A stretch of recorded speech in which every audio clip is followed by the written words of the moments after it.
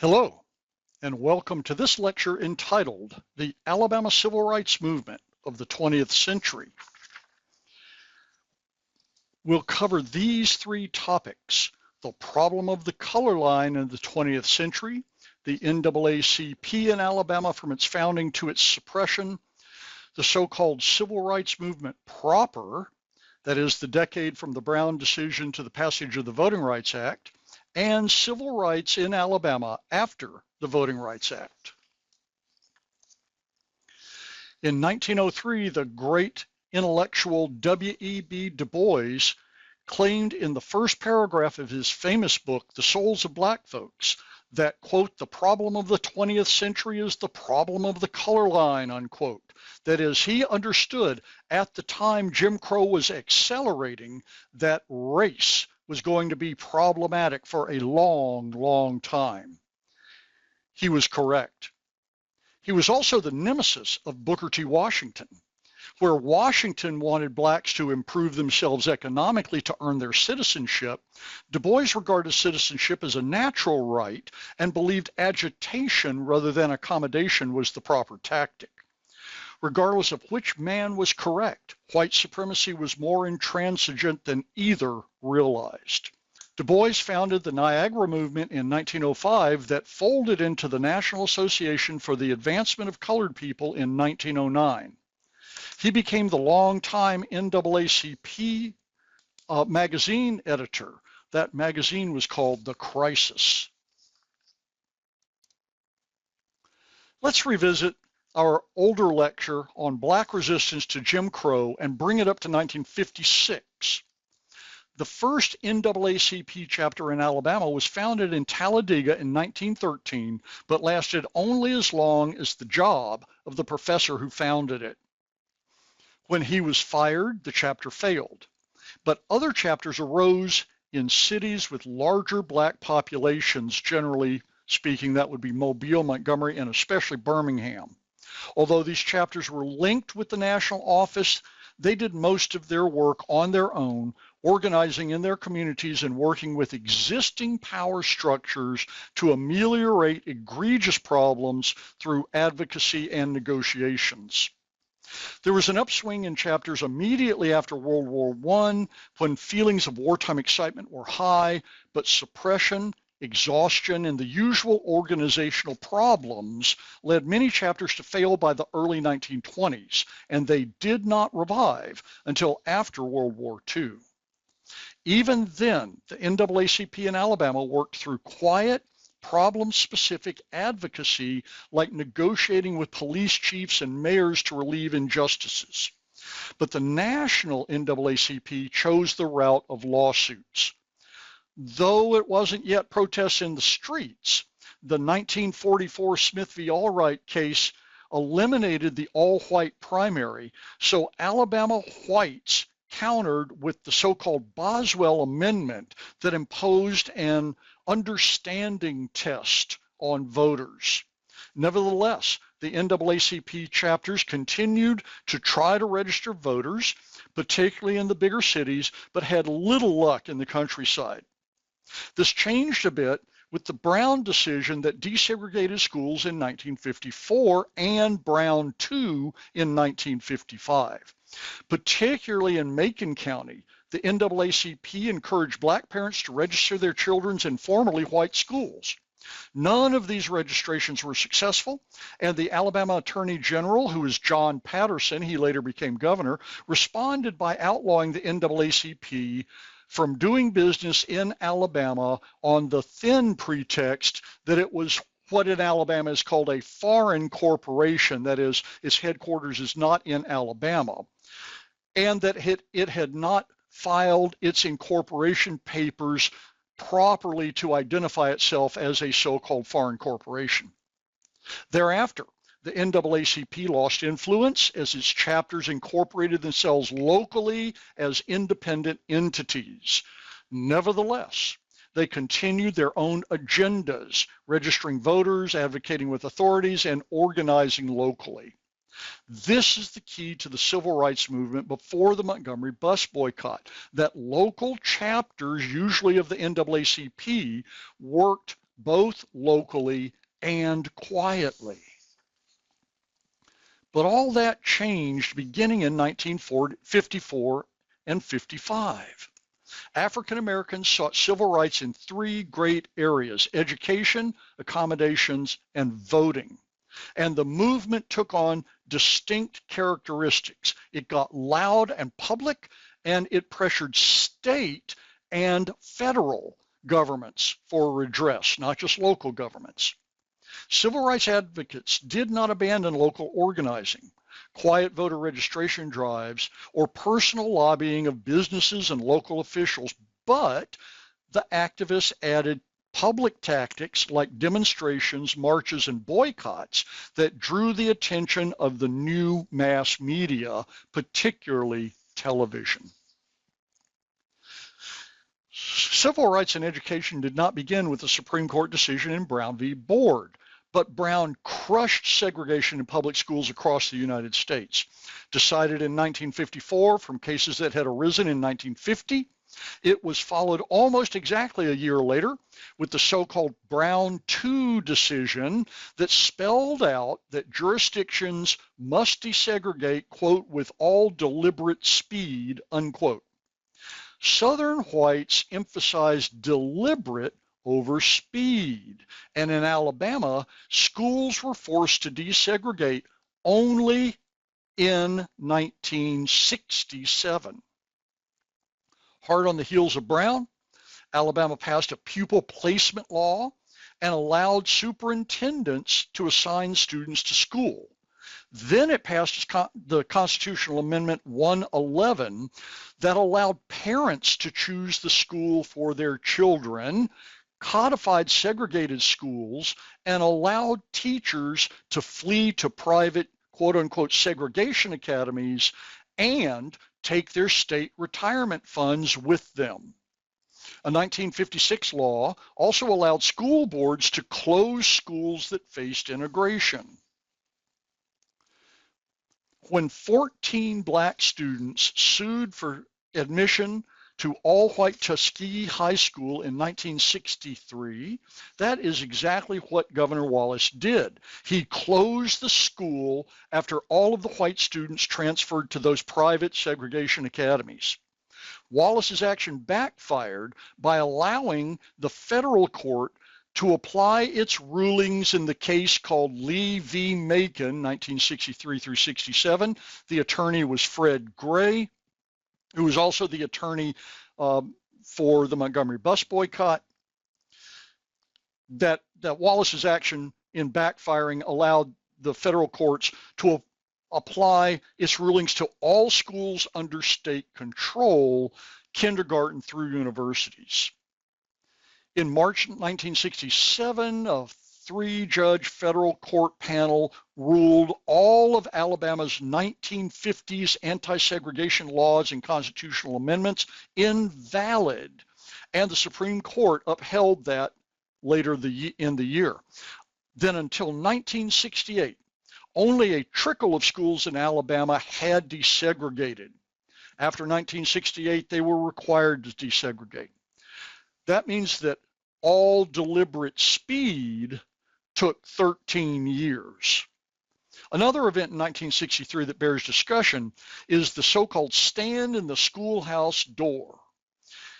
As desegregation of schools appeared inevitable, Alabamians elected George Wallace as governor in 1962. At his January 1963 inauguration, he pledged in a speech written by segregationist Asa Carter to enforce, quote, segregation now, segregation tomorrow, and segregation forever, unquote. Part of that pledge included a vow to put himself bodily in the way of desegregating the University of Alabama by standing in the schoolhouse door. Back in 1956, Autherine Lucy had been admitted to Alabama for 2 days before riots led the trustees to expel her for her own safety, they said. But the writing was on the wall.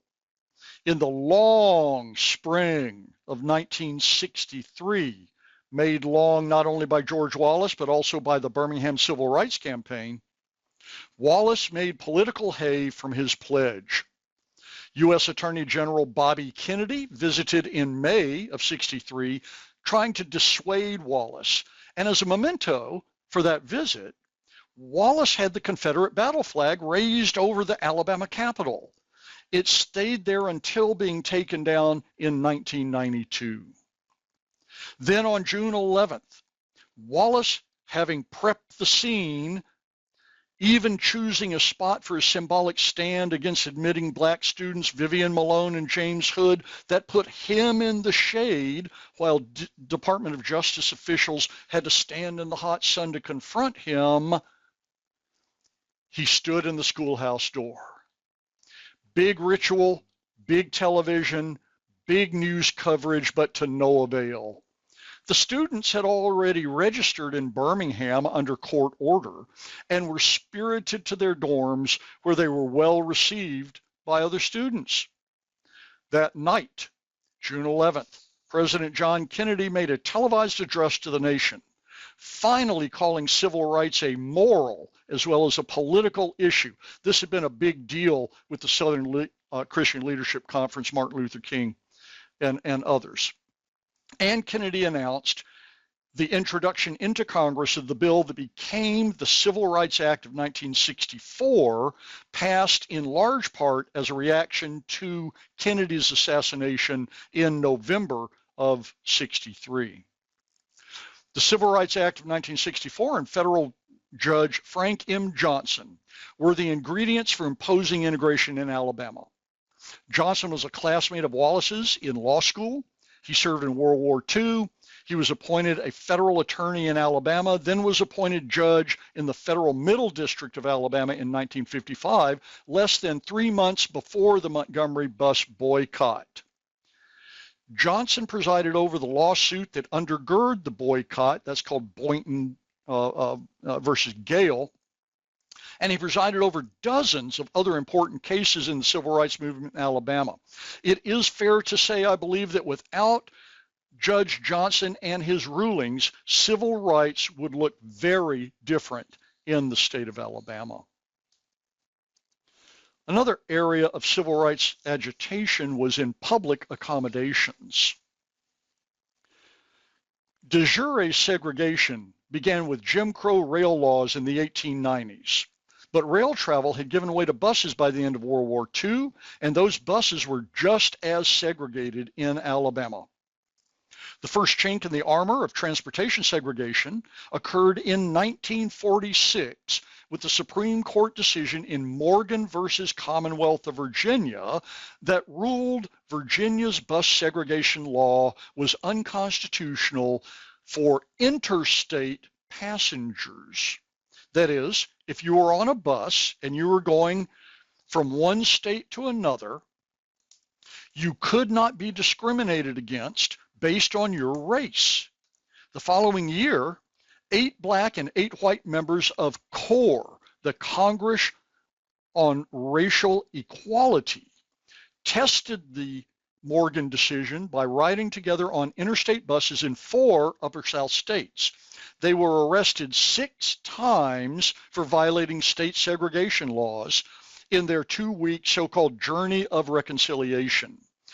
This was the precursor to the freedom rides that began in 1961. In Montgomery, bus segregation was both ubiquitous and virulent. Stories abound about black passengers paying their fares at the front of the bus, then being required to leave the bus, go to the back door, and enter there, but bus drivers just driving off without them.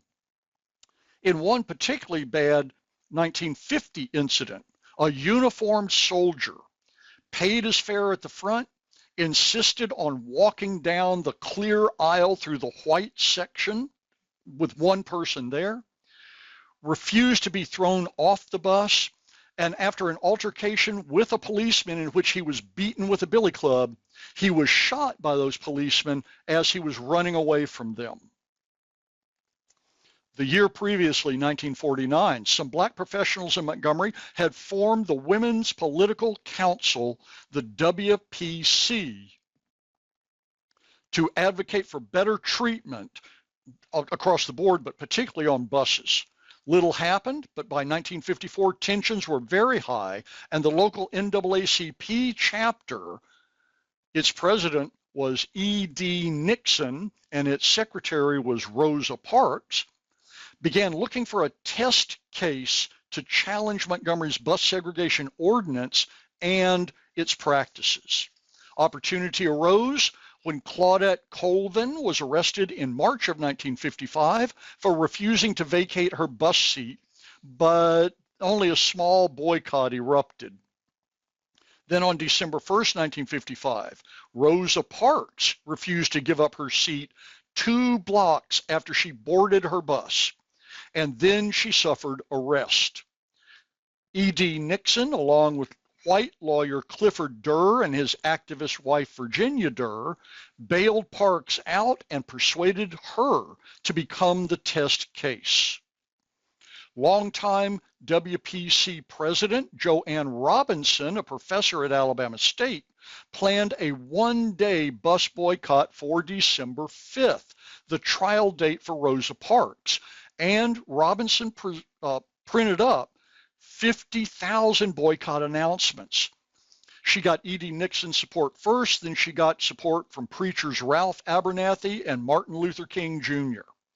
On the afternoon of the trial, in which Parks was convicted and fined $14, Nixon and company formed the Montgomery Improvement Association, called the MIA, elected King as president, much to his surprise, and converted the boycott into what turned out to be a 13-month affair.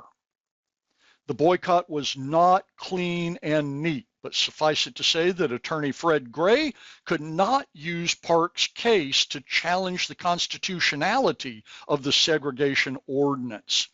So Gray, filed a federal suit on January 30th, 1956, that became Boynton v. Gale. That suit was decided in favor of the plaintiffs in June of 1956, and the Supreme Court upheld that ruling in November. After Montgomery lost one more appeal, it desegregated its buses, and riders returned on December 21st, 1956. 3 years after the Montgomery bus boycott, in February 1960, students in Greensboro, North Carolina tried to integrate the lunch counter at their local Woolworth store, it's a 5 and dime store, by staging a sit-in. Soon, 36 students from Alabama State did the same at the cafeteria in the state capitol. College President Council Trenholm, with his budget threatened by Governor John Patterson, the former Attorney General, expelled them, which led to a rally and a march.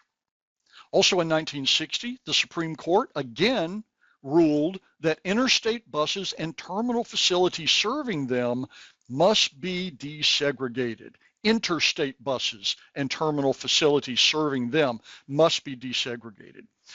The recently formed Student Nonviolent Coordinating Committee, SNCC, pronounced SNCC, sent white and black passengers on multiple freedom rides from Washington, D.C.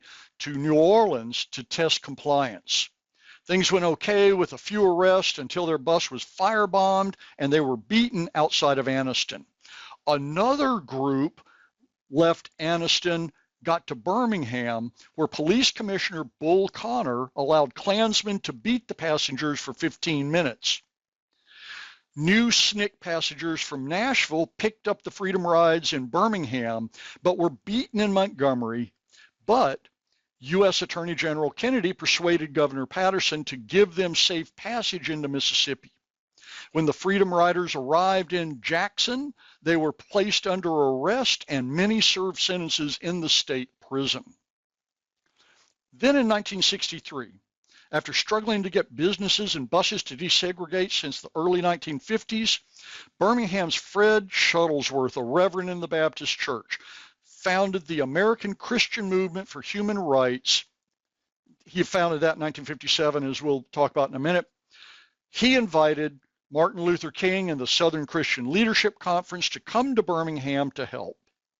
Sit-ins began in early April, but the campaign failed to generate needed publicity until Police Commissioner Bull Connor sicked police dogs on marchers and bystanders.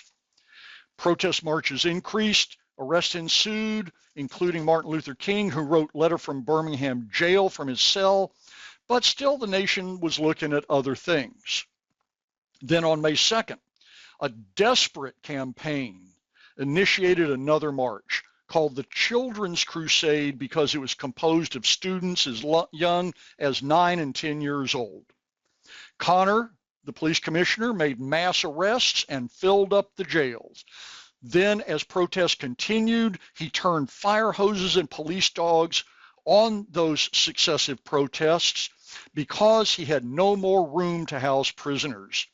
Media coverage and national outrage led to Federal Department of Justice intervention, and finally the protesters and downtown businesses eventually arrived at something of an agreement. Now, the importance of the Freedom Rides and the Birmingham campaign was that they moved both the nation and the federal government towards supporting civil rights.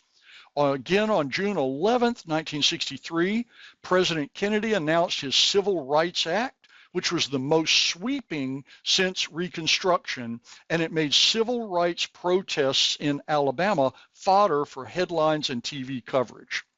But as historian Glenn Eskew noted in his Encyclopedia of Alabama article on the Birmingham campaign, the small gains secured in Birmingham did not go deeply enough. The real rot was the class structure that prevented economic justice. The movement began a shift that King followed after passage of the Voting Rights Act of 1965, away from politics and toward economic equality. Finally, the civil rights movement sought a return of voting rights. The Alabama Constitution of 1901 disfranchised almost all African Americans in the state and many poor whites for most of the 20th century. Where they could, NAACP chapters and members, followed by others in the 1950s, worked to register black voters locally. But there was no effective statewide or nationwide movement until really after World War II. Two examples of local actions, and there were many more besides these, are the Dallas County Voters League and the 1957 Tuskegee boycott. This first one, the Dallas County Voters League, also called the DCVL, emerged in the 1920s as an offshoot of the Selma chapter of the NAACP. It worked with individual voters to go through the sometimes harrowing and always difficult registration process, and it remonstrated against overzealous restrictions of voting rights by those local registrars. But it was mostly moribund until the Montgomery bus boycott. One of its leaders, Amelia Boynton, was a plaintiff in Boynton v. Gale that ended the boycott. By the late 1950s, the DCVL held citizenship classes similar to those of the Freedom Schools in Mississippi, and in 1965, it helped organize the Selma to Montgomery March. The other example, the Tuskegee boycott of 1957, was a boycott of businesses in Tuskegee in protest of a law passed that year to redraw the Tuskegee City Council districts to limitate participation by black voters. The boycott held for 3 years and ended only with the Supreme Court case called Gamillion v. Lightfoot that overturned that redistricting law in 1960. During and after World War II, the federal government and federal court system began promoting civil rights for African Americans. For example, in 1951, President Franklin Roosevelt banned racial discrimination in defense industries, followed in 1958 by President Harry Truman. During and after World War II, The federal government and federal court system began promoting civil rights for African Americans. In 1941, for example, President Franklin Roosevelt banned racial discrimination in defense industries. And this was followed in 1948 by President Harry Truman ordering the military to desegregate. The Supreme Court did the same thing. During World War II in 1944, it banned the all-white primary, which became a problem for Alabama Democrats because, being a one-party state, the primary was tantamount to the actual election. To counter a feared rise in black voters because of the all-white primary ban, Alabama passed what's called the Boswell Amendment of 1946 that imposed another obstacle to voter registration. Like I've said before, that was the Understanding Clause. What the Understanding Clause did was to allow local voting registrars to require voters with no oversight, to require voters to explain a section of the U.S. Constitution to the satisfaction of that registrar. The Supreme Court struck this down in 1949. Then Congress passed the Civil Rights Act of 1957. That was the first civil rights law passed by Congress since the Enforcement Act of 1870. The Civil Rights Act of 1957 allowed the Department of Justice to sue on behalf of voters deprived of fairness by local authorities and to create the U.S. Commission on Civil Rights to hold hearings. In 1960, the Department of Justice brought suit against the Macon County Board of Registrars over their application of the literacy test. But Judge Frank M. Johnson found in favor of the Board of Registrars on a technicality. The case was expanded to include all of Alabama and became the case of United States versus Alabama, 1960, but the original ruling was upheld by the Supreme Court. Though unsuccessful, it did foretell federal involvement in civil rights cases. The climax of the civil rights action about voting was the Selma to Montgomery March of 1965. Its publicity and successful completion over almost a week gave impetus for passing of the Voting Rights Act of 1965 that disposed of the literacy test and imposed federal oversight over recalcitrant, discriminatory boards of registrars and over states that changed their voting laws in efforts to mess with black voting rights. After trying unsuccessfully for a long time to crack resistance to black voting in Dallas County, Alabama, that's Selma, the Dallas County Voters League invited Martin Luther King and the Southern Christian Leadership Conference to intervene and lead demonstrations. These began in January of 1965. After a federal court injunction forced the Board of Registrars to follow better procedures, the Southern Christian Leadership Conference turned its attention away from Dallas County to organizing neighboring counties. On February 18th, a state trooper shot a black laborer, Jimmy Lee Jackson, and a few others in Marion, Alabama, in Perry County. Jackson died on February 26th, 1965. It was his death that galvanized the Southern Christian Leadership Conference and SNCC to call for a march from Selma to Montgomery that incorporated people from all over the Black Belt. On Sunday, March 7th, though expressly forbidden by Governor George Wallace, protesters began a march led by John Lewis of SNCC and Hosea Williams of the Southern Christian Leadership Conference.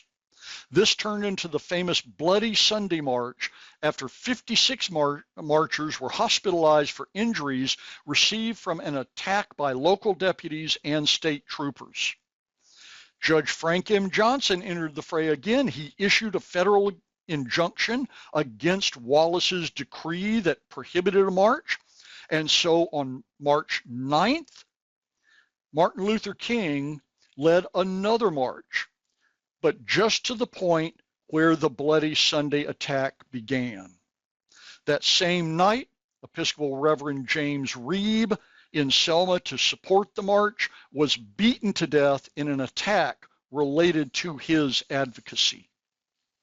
Judge Johnson issued another order that allowed a march and mobilized the National Guard to protect the marchers. So on March 21st, 1965, Martin Luther King led about 8,000 demonstrators along U.S. Highway 80 to Montgomery. When they reached their destination, which was not quite the lawn of the Capitol, they had grown to 25,000, most of whom the march had picked up in Montgomery itself. They marched for 4 days from Selma to Montgomery. That night, Viola Liuzzo, a housewife who came from Detroit to assist the marchers, was transporting a marcher back to Selma when her car was stopped and she was murdered by Klansmen. Those Klansmen included an FBI informer. In Whitehall, Alabama, there's a small granite memorial atop a rise next to Highway 80 at the spot of her murder. Tracing the history of civil rights organizations in Alabama gives us a good idea about how the movement operated. We've said some of this before, but I want to introduce some new stuff and go over some of the old stuff. Throughout the 20th century, small local groups carried on most civil rights activities as best they could in Alabama. We've already discussed the rise and fall and rise and demise of the NAACP in the state. But it was less of a national organization than it was a cluster of local chapters. Even when the state attorney general banned the NAACP in 1956, its local chapters incorporated under new names and continued their work. Other local organizations arose to meet local needs.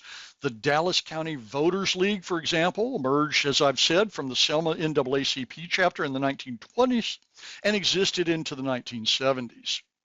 When the Montgomery bus boycott began, the NAACP chapter and others formed the Montgomery Improvement Association to run the boycott.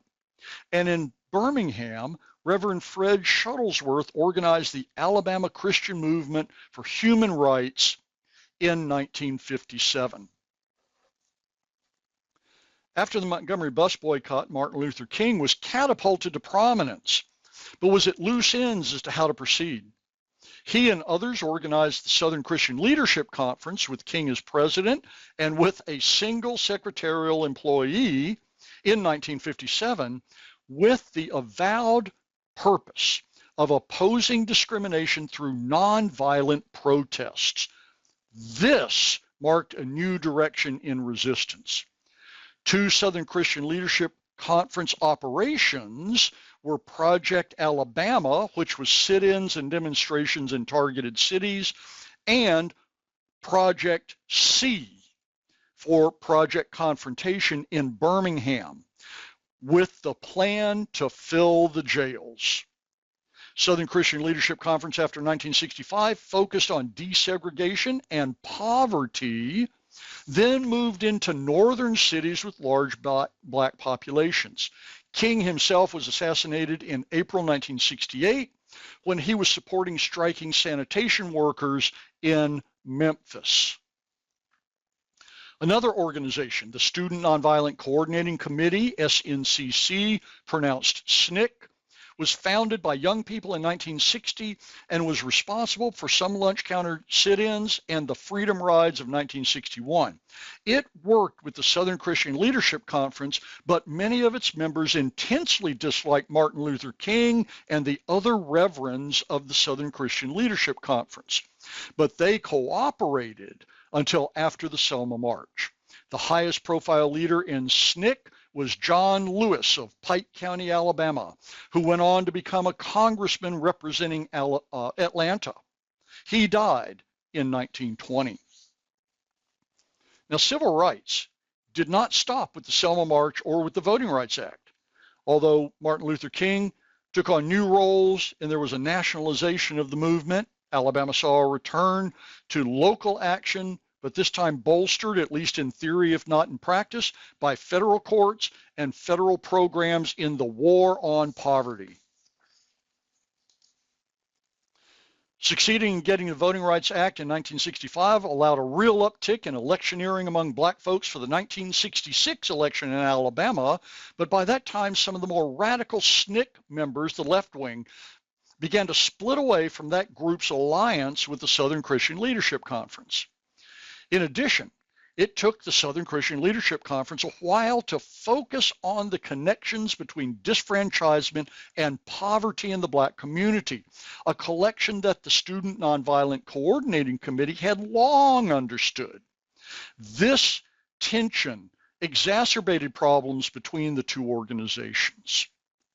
At the same time, President Lyndon Johnson's War on Poverty and Great Society programs began to affect African Americans in the Alabama Black Belt, among other poor folks. The Federal Office of Economic Opportunity offered grants to rural and small town groups who formed themselves into community action programs for economic uplift. Unfortunately, for a while, these CAPs were controlled by the same power brokers who had controlled access to power and money in the Black Belt. And the Alabama Office for Economic Opportunity did what it could to keep federal grants in the hands of the already powerful. This is well documented in extraordinary detail by historian Susan Ashmore in her 2008 book, Carry It On, The War on Poverty and the Civil Rights Movement in Alabama, 1964 to 1972, published by the University of Georgia Press. A more radical trend arose in politics in local organizations that eventually became the Black Power movement. The head of SNCC in Lowndes County, Alabama, Stokely Carmichael, later to take the name Kwame Ture, developed a third political party that we'll talk about on the next slide. Carmichael became chair of the National SNCC organization in 1966 and was inspired by Malcolm X's philosophy to move to a position of black power, which was very different from the thrust of the Southern Christian Leadership Conference and even from John Lewis's radicalism. Smaller local organizations took up the legal tactics of the NAACP when federal laws like the Civil Rights Act and the Voting Rights Acts allowed lawsuits in federal court. Political and economic discrimination found themselves adjudicated almost constantly and for years. Communities continued to organize themselves to take advantage of new opportunities and to protect the gains that were open to them, such as ongoing voter registration assistance. Much of this organizing interfaced with the War on Poverty initiatives from federal agencies, and in the Black Belt, that really meant access to Department of Agriculture programs. Let's go back to the 1966 election in Alabama that demonstrate how success in achieving their goals is a mixed blessing for movements. I've mentioned the split between SCLC and SNCC, especially the split of the left wing of SNCC. In 1966, the Southern Christian Leadership Conference supported black and white Democratic Party candidates, but Stokely Carmichael and his allies created a third party in the Black Belt. It was called the Lowndes County Freedom Organization, nicknamed the Black Panther Party. The LCFO candidates did not fare well, unsurprisingly, but some in Macon and Greene counties actually achieved offices. The upstart in the national organizing and battles in the 1966 election was the founding of the National Democratic Party of Alabama, the NDPA, which was principally a black alternative to the segregationist Alabama Democratic Party and was similar to the Mississippi Freedom Democratic Party of 1964. Under the leadership of Joe Reed, the NDPA eventually merged with the Alabama Democratic Party after the Democratic and Republican parties switched positions between 1965 and 1990. Finally, Black Belt folks organized themselves into economic entities like the Southwest Alabama Farmers Cooperative Association that operated for a while in 10 Black Belt counties and that leveraged help from the U.S. Department of Agriculture. These were few and didn't last very long, but that was because they often faced so many deliberate obstacles placed in their way by organizations like the Alabama Office of Economic Opportunity that reinforced traditional power and monetary arrangements. So let me summarize. We discussed how W.E.B. Du Bois was correct in his 1903 comment that the problem of the 20th century was the problem of the color line, quote unquote, and that organizations like the National Association for the Advancement of Colored People, the NAACP, advocated for equal treatment at the local level through local chapters. The first NAACP chapter in Alabama formed in 1913 in Talladega, but remained active only in larger cities like Mobile, Montgomery, and Birmingham until it was outlawed in the state by Attorney General John Patterson in 1956. On a side note, Patterson became governor in 1958. We then discussed the so-called civil rights movement proper from 1954 to 1965, beginning with the landmark Supreme Court decision in Brown v. Board of Education and ending with the passage of the Voting Rights Act in 1965. The civil rights movement proper struggled for equal treatment, which finally came to mean racial integration in education, public accommodations, and voting. Then we covered civil rights after the movement. We had seen two new trends that set the movement proper off from what came before: public resistance in the form of sit-ins and demonstrations, and the intervention of the federal government, particularly the federal courts. During the movement, we covered the effect of Brown v. Board on education and the twists and turns that prevented Alabama schools from desegregating completely until the Supreme Court decision in Lee versus Macon, 1967. We discussed the struggle for equal treatment in public accommodations, beginning with transportation. This included various Supreme Court decisions, the Montgomery bus boycott of 1955 to 56, and the Freedom Rides of 1961. It also included sit-ins to desegregate lunch counters and businesses up to 1963, and the federal campaign of and the Birmingham campaign of 1963 that finally drew national attention to the movement and led to passage of the Civil Rights Act of 1964 that addressed many areas of agitation and discrimination. But one area the Civil Rights Act didn't address was voting. Alabama's local civil rights organizations had quietly registered voting as best they could for decades and had protested against tricks like redrawing district boundaries, finally beginning to sue in federal court after the 1957 Civil Rights Act allowed such suits. But a specific Voting Rights Act was needed to counter the delaying tactics of local and state officials. The Selma to Montgomery March of 1965, which galvanized the nation as well as President Lyndon Johnson and Congress, because of its early violent repression and massive conclusion, led to the passage of the Voting Rights Act. At least it supported the movement to pass the Voting Rights Act in Congress. We then talked about the identity of various organizations involved in the long struggle for civil rights, noting that local organizations led the charge and invited national organizations in to help. Those kind of quasi-national organizations were the Southern Christian Leadership Conference, founded in 1957, and the Student Nonviolent Coordinating Committee, founded in 1960.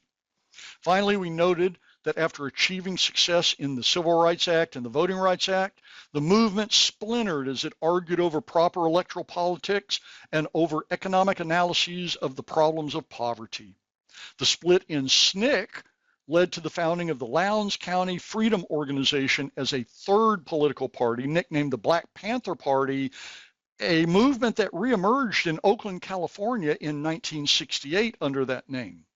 We also discussed how local organizations tried to access federal programs for economic improvement, but had to fight intrusion of the white power structure well beyond the 1960s. So with that, I'll end the lecture. And as always, thank you for your attention.